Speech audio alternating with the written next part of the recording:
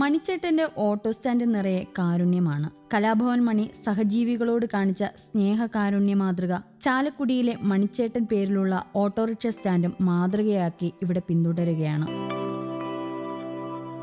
തങ്ങളുടെ സഹപ്രവർത്തകൻ വിജയന്റെ മകൻ വിജിത്തിന് വൃക്ക സംബന്ധമായ അസുഖത്തെ തുടർന്ന് ചികിത്സാ ചെലവിന് ഭാരിച്ച തുക വന്നപ്പോൾ ജീവിതത്തിന്റെ രണ്ടറ്റം കൂട്ടിമുട്ടിക്കാൻ പെടാപ്പാടുപെടുന്ന ഓട്ടോ തൊഴിലാളികൾ ചേർന്ന് ഒരു തുക സ്വരൂപിച്ചു. 1,11,000 രൂപയാണ് മണിച്ചേട്ടന്റെ ഓട്ടോ സ്റ്റാൻഡ് സുഹൃത്തിന് വേണ്ടി കൂട്ടിയത്.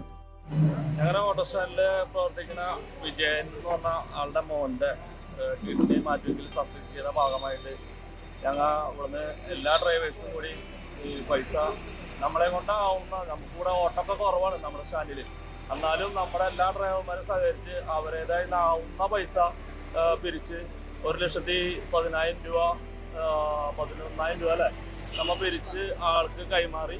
തുക കൈമാറിയത് മണിയുടെ അനിയൻ RLV രാമകൃഷ്ണനും. ഓട്ടോ സ്റ്റാൻഡിന് മണിയുടെ പേരിട്ടത് ഇപ്പോൾ ശരിവയ്ക്കും തരത്തിലായിരിക്കുന്നു.